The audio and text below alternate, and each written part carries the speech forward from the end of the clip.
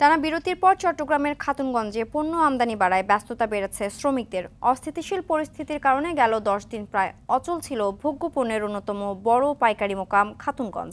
Curfew শিথিলের সময় বৃদ্ধি এবং যোগাযোগ পরিস্থিতি স্বাভাবিক হতে শুরু করায় আবারও কর্মচাঞ্চল্য ফিরে আসছে। চট্টগ্রাম থেকে ইমু খানের তথ্য ছবিতে সাইফুর মাহমুদের প্রতিবেদন, জানাচ্ছেন নুসরাত জাহান সিনথি। দেশের ভোগ্যপণ্যের সর্ববৃহৎ পাইকারি বাজার খাতুনগঞ্জে ছোট বড় মিলিয়ে প্রায় 5,000 গুদাম ও দোকান আছে।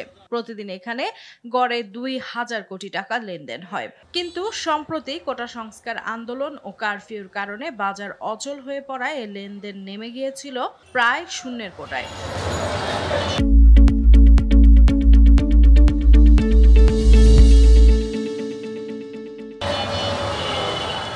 পরিস্থিতি অনেকটাই স্বাভাবিক হয়ে আসায় প্রাণচাঞ্চল্য ফিরতে শুরু করেছে বাজারটিতে। খাতুনগঞ্জের প্রবেশ মুখে ঢুকতেই এখন চোখে পড়ছে পণ্য বোঝাই ট্রাক ও কাভার্ড ভ্যানের দীর্ঘ সারি। সারিবদ্ধ এসব ট্রাক থেকে একের পর এক বস্তা নামাচ্ছেন শ্রমিকরা। টানা বন্ধের পর আবারও পণ্য বোঝাই ট্রাক আসায় দম ফেলার ফুরসত নেই তাদের।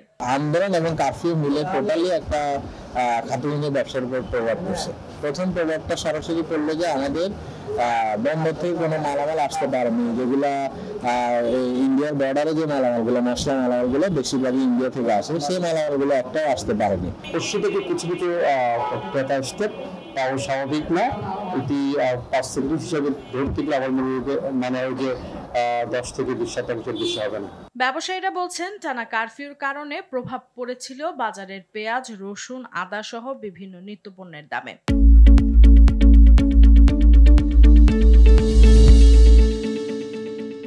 তবে পরিস্থিতি স্বাভাবিক হয়ে আসায় দামও কমতে শুরু করেছে। পুরোপুরি স্বাভাবিক না হলেও আমরা মনে করছি 80 থেকে 90% স্বাভাবিক হয়ে গিয়েছে। বেচা কিনাও আগের থেকে অনেকাংশে বেড়েছে।